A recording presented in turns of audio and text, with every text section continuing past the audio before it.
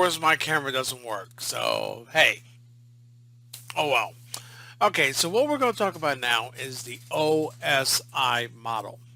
So think about a model of a city or a development, okay, that you're going to start building, and you want to show other people, like investors, what your development is going to look like. Your apartment buildings, your city, your town, okay, while you are creating this like 10-year plan to build these apartment complexes. Okay, that model gives you a visual aspect of what is to become. Okay, now we can do to scale models where they're so detailed. Okay, we can use it as a means of discussing new projects in the future.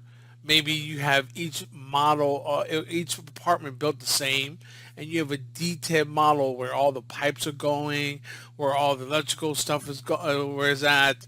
Okay, and it's to scale. Okay, this will give you a means of knowing where things are at all times. Okay, and helping you troubleshoot things that maybe you will see that, okay, so why did the contractor do this, and why did they do it this way? All right. Same thing with the OSI model. Okay, the OSI model is a reference guide to how we look at how our data is built. Okay, now you have 7 layers, and this is something that eventually will be embedded in your head. Okay, we number these from 1 through 7. Okay, and they are named physical, data link, network, transport, session, presentation, and application. Now remember when I talked about layer 2 and layer 3? Well, that's exactly what I was referencing. That's what I was talking about. Okay? All right? And we have a nice little saying to actually remember this, and this is not something I created. This is something that I learned from somebody else, and you pretty much use the same thing. Okay? In the black as we're going down, okay, I'm sorry, going from the bottom up, please do not throw sausage pizza away. This will give you a means of using this as a reference to remember the beginning of all our names of our layers. Okay, and another one going from the application layer, going from top to bottom, is all people seem to need data processing. Okay, just a easy way to remember what these layers are. Now, from a troubleshooting perspective, okay, we can actually, and I do this a lot. I do this all the time, and I'm not kidding. Okay, I like to work from the bottom up the layers.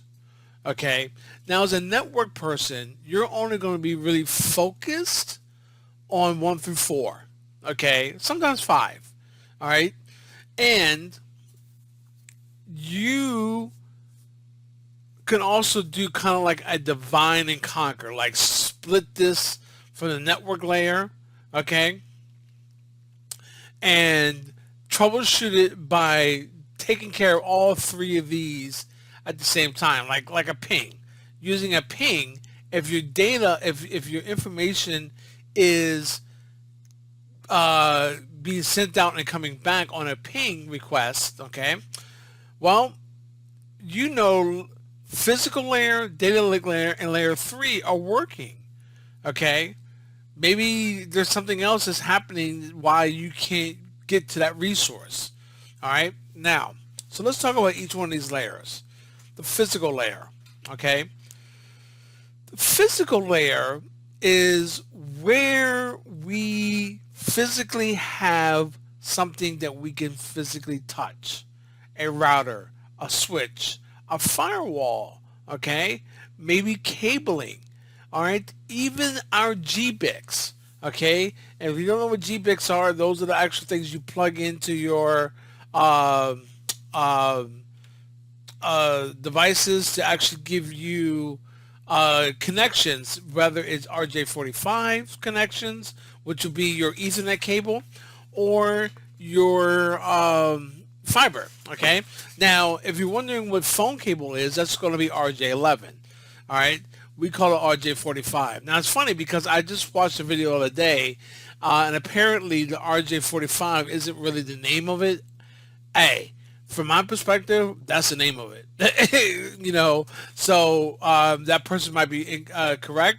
That is pretty much one of my favorite instructors, so I doubt if he's wrong. So nonetheless, uh, where else happens at the physical layer? Okay, so if we start at the bottom, first thing we're going to do is we're going to go through and we're going to check our cables.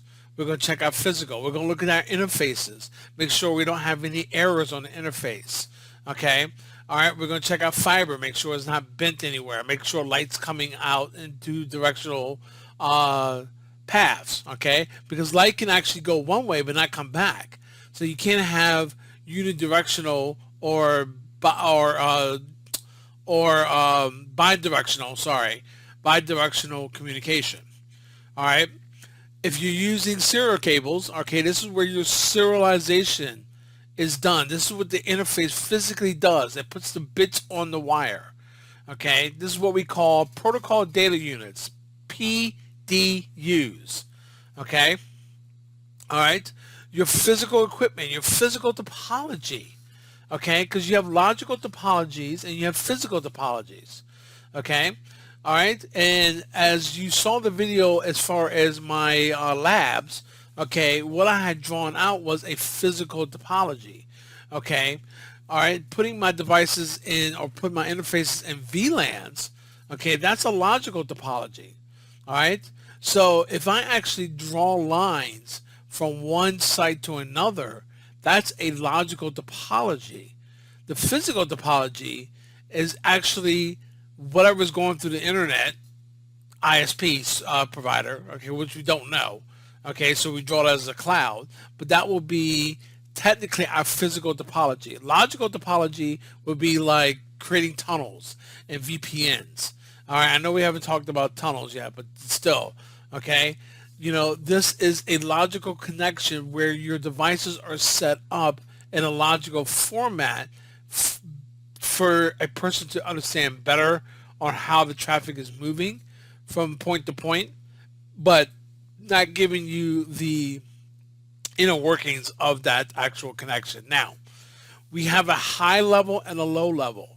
The high level means when you're seeing things like in a plane, you're seeing the land, but you're not seeing what's down in the land. You're not seeing the grass. You're not seeing you see the grass from a high level. So you know it's grass there, okay? But as far as looking at each individual grass, you're too high up to see. So when we're looking at diagrams, we talk about the high level, okay, look of a diagram or a low level. If we talk about high level explanation or low level explanation, now you get to understand. The low level is being literally getting into detail as far as how the functionality of a particular technology works. Excuse me, I have something in my throat. My bad. Okay, now, that's the physical layer. So the first thing I'm going to do is check out the physical equipment, make sure that we're not having any problems here if we have a broken communication somewhere. The next is the data link layer. Okay, that will be layer 2. Okay, the physical will be layer 1. All right, layer 2 is where our frames, okay, our PDUs are now called frames. Okay, now this is where our point-to-point protocol, our PVP works, our HDLC, okay? Again, these are terms that, we haven't covered yet, so I apologize. Our MAC addresses, we have covered those. That's where the MAC addresses sit. Okay, this is where Ethernet works, frame relay. I know you haven't heard of that one either, but that's fine. Okay, this is our layer 2, okay? All right? Now, our network layer is layer 3, okay? Our PDUs here are called packets, okay? Now, this is where TCP/IP the suite, the whole suite works. The internet protocol, okay, that's where it works. ICMP as far as our pings are concerned. ARP, okay, remember ARP where we're actually assigning or building a list of IP addresses to um, to MAC addresses. Okay, reverse ARP, which is reverse address resolution protocol. Okay, that's the opposite. Okay, we're actually trying to find out what the IP address is. Where originally with ARP, we're trying to find out the MAC address for an IP address and building a list. The reverse ARP is us actually going the other way. Now you could do this via an application, a process, a service, okay, that's needed as far as needing to find out what the IP address is for a particular MAC address, or you going into a table, okay, and looking for the IP address, all right, based on the MAC address. That's you physically doing a reverse ARP, okay? So that's all that is. You know, a lot of people get confused and I'm not going to say why. Okay, transport layer. This is where segments are. Okay, now let's talk about segments. Okay, so the best way to explain to you as a segment, first I'm going to give you the definition, okay, is a method of forwarding packets based on the source routing where the routing path is encoded in packet headers as an order list of segments. Okay, now, don't ask me where I got that. That's just, you know, no way you're gonna understand that. So let's take that definition and go a little bit farther. Okay, so now, remember what I told you before that in order to have communication, you must need four things: source IP address, destination IP address, source MAC address, destination MAC address. Okay, is what we call headers. Remember we were talking about encapsulating the data. Okay, all right. So from a layer 2 perspective, okay, this is going to be encapsulated over top of the network information. Okay, so if we look at the application layer, okay, that's where we're going to start doing, like, let's say email. Okay, all right, the presentation layer is going to, that is responsible for how it's presented to you on your computer. Okay, you ever go to a website, okay, and it's just not working right. Okay, you get a list of a whole bunch of stuff, a whole bunch of links, but no images, no nothing. Somehow the presentation layer got corrupted somehow and it's not presenting it to you correctly. Okay, you do a refresh and next thing you know, bam, everything works great. Okay, the website is back. Okay, somehow that presentation layer could not determine how to present this data to you. Okay, all right, so we got the application layer. All right, in the email, first of all, you're going to have your data sitting on top here. All right, in the application layer, we're going to actually encapsulate that data with email information. Okay, then, okay, we're going to encapsulate that with a presentation on how to present it. Okay, our session layer now, it is responsible for creating a session. Okay, all right, and tearing down a session. Okay, then we're going to encapsulate that with our transport layer. All right, okay, because with our transport layer, besides just our segments, okay, it's responsible for doing TCP. All right, okay, which is reliable or connection oriented protocol. Okay, meaning that it's guaranteed delivery with a TCP method of transporting data. All right, and this is where the transport layer is responsible for. UDP, okay, UDP is just best delivery. There's no guarantee. We send it off and that's it. Okay, and you're gonna ask yourself, why would I want to do that? Well, there's some types of data that you don't really care about the segment aspects, because what the segments does is the segments make sure that your data is put back together, okay, there's a thing called maximum transmission unit. Okay, you can't just send whatever size you want. Okay, all right, and let's say you have 1,500 bytes on your MTU. Okay, now there are tons of acronyms in this field, and you eventually are going to know them. I would suggest you use a flashcards when you're starting off.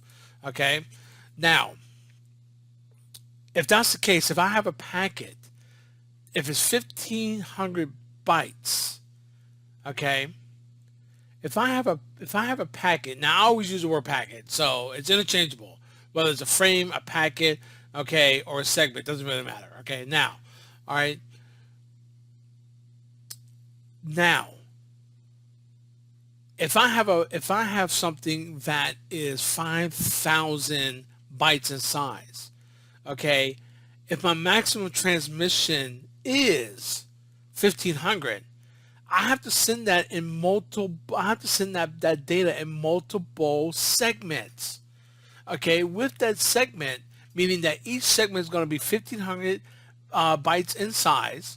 Okay, might be 2, might be 15, and I'm going to actually create sequence numbers.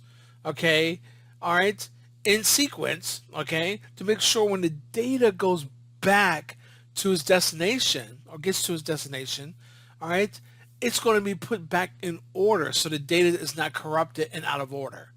Okay, does that make sense? That's where the transport layer is responsible for.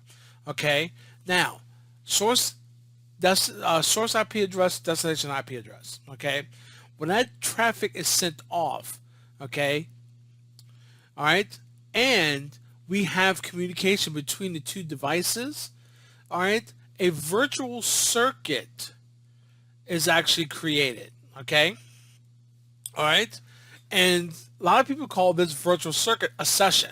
So I mean, I could have put virtual circuits up on a session, but the session is really made for for creating a session, which technically is a virtual circuit. If you want to look at it from that perspective, I'm not saying that's the reality of it. I'm just saying do your own research. Okay, all right. To me, they go in. They're interchangeable hand to hand. All right, that's the way I see it. So now, the session is responsible for creating a session between the two devices, holding that session. If the session dies, rebuilding that session. And when they're done communicating, killing the session. Okay? All right, we call it a session. All right? Virtual circuits is a session. Okay? So if we look at it from that perspective, okay, also port numbers are being used in the transport layer. All right? We encapsulate all the information with the transport layer. The IP addresses now all the information gets encapsulated by the IP addresses and then the MAC addresses, which is layer 3 and layer 2. And then physically that information is ready to be sent and sent into electrical signals, light, whatever we're using to transmit, radio signals, whatever. Okay? All right? That is what happens when you build the information. Now, as the information gets to the other PC or the destination, okay, all right, the first thing is opening up those electrical signals, rebuilding that information, okay, and then looking at the data link layer, the layer 2 information. Is the destination MAC address my MAC address? If it is, I'm going to tear off that encapsulation, that layer, all right, and then look at the IP address layer, the layer 3. Now, is that IP address in the destination field my IP address? Yes, it is. So now I'm going to strip that off, okay, and now I'm going to look at the transport layer. Maybe I'm communicating on port 443, okay, all right. Am I listening on port 443? Yes, I am. So send that information to that particular application, okay, all right.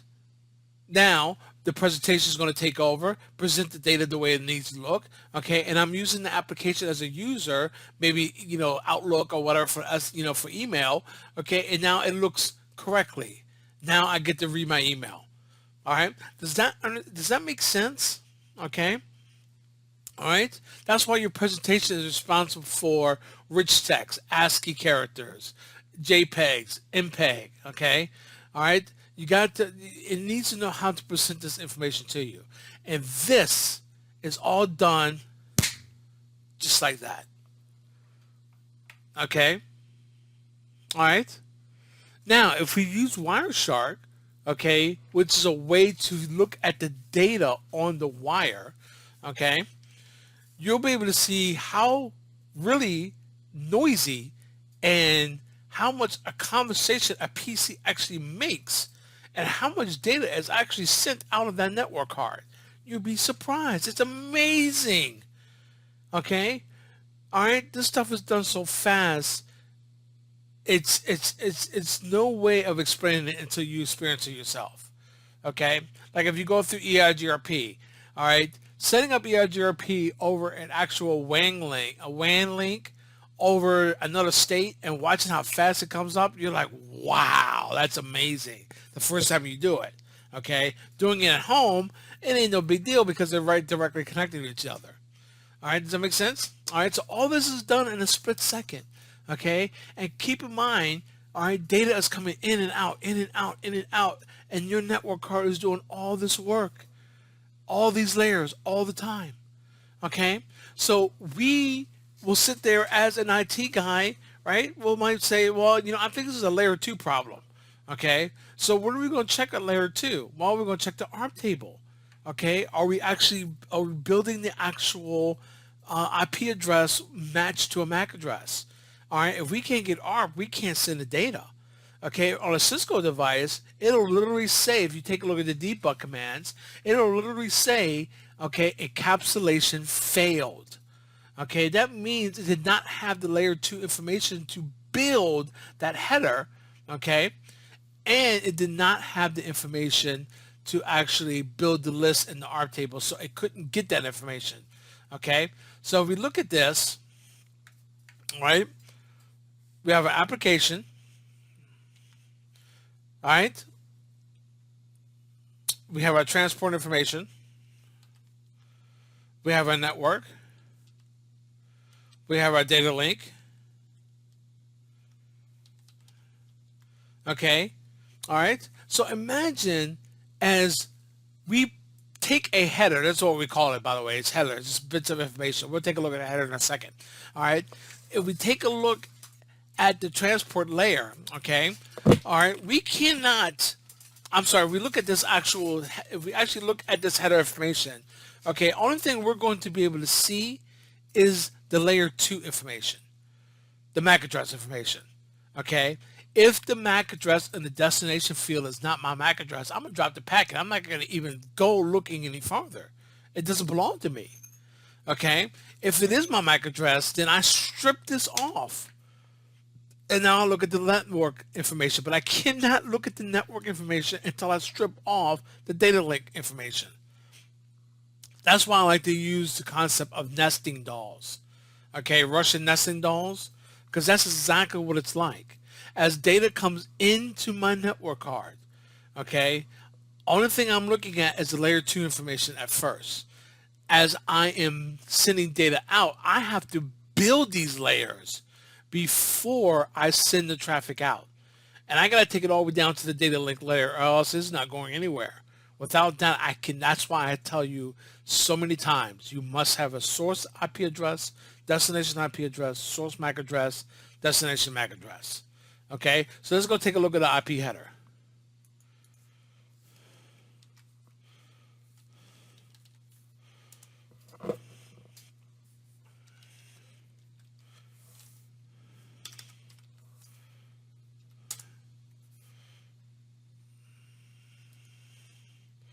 Okay.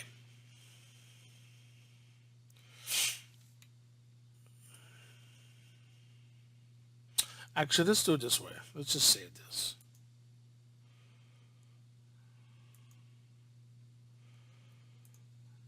Okay. So it still did the same thing. That's fine. Let's make this big. Very blurry. I'm sorry. Okay. All right. These are the information. I'm not going to go through each one of them. Okay. But as you see, we have the source IP address and the destination IP address. Okay. All right. Now, this is what your header looks like. So when the data comes in, this is what the PC is reading, okay, as far as a layer 3 header, okay? Now let's take a look at, if I can go back here, I guess I can't.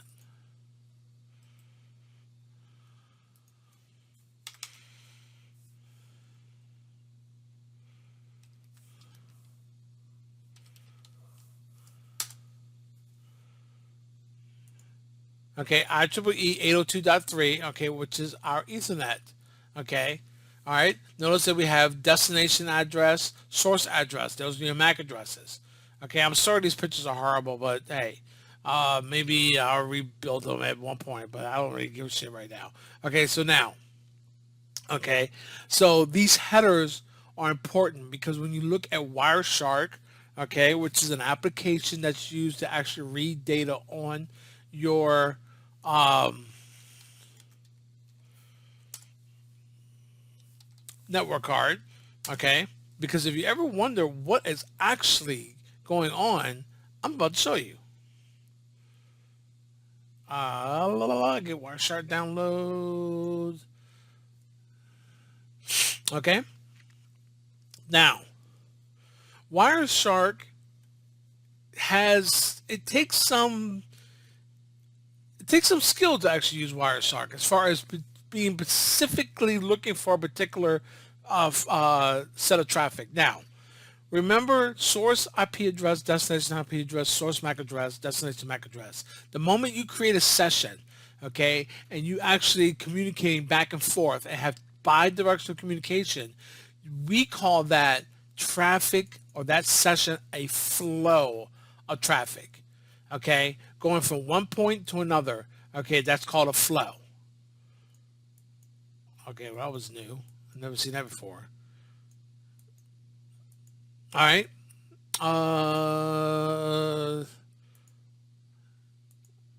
I don't need that. Okay. So our flow of traffic based on what that information was saying, okay, our segments are built in sequence with sequence numbers based on the flow of traffic, not whatever this definition actually say. You know what's funny? When I first read this, I was like, oh man, that's a great explanation. But when I reread it as I'm doing this video, I was like, oh my God, that's horrible. All right. I don't know why I picked that particular one, but hey, it gives you understanding that sometimes when you read a definition, you're still even worse than what you actually started from the very beginning because now you have no understanding of it. Okay, and that part's okay. And sometimes you just need to take it as a grain of salt. I can't tell you how many times, as I showed you my library of books, I can't tell you how many times I read something and said that doesn't make any damn sense. Who wrote this? Okay, all right, it happens all the time. All right, remember because this is from somebody's perception, their perspective. Okay, they might read that and it might make sense to them, but as a user or a audience is reading it, it might be way over their head. Okay, all right, and then the actual person who's actually creating the actual information, they're looking at you as like, "What are you, an idiot?" I don't know how else to explain it. I said it in plain English, and really that person didn't. Okay, it's just everybody has their own teaching style. It is what it is. All right. So Wireshark's almost installed. Okay. There's other. What we're going to be doing with this is called packet capturing. Okay. All right. You can call it frame packaging, segment packaging. I don't care what you call it. All right. I use the word packets interchangeably. Whether I'm talking about a frame or a packet, I don't get down to the point where if I'm a use the word frames a lot. Okay, I just use packets. We all know what we're talking about. Okay, alrighty. So now we got to reboot. Okay, so I'm gonna stop this video and then reboot and then show you Wireshark. All right, so let's bring up Wireshark here. There it is.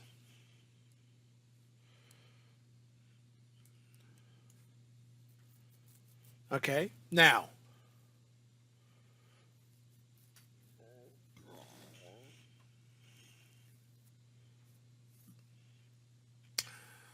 obviously you can see which network adapter is actually moving traffic. Okay, so we're going to select this.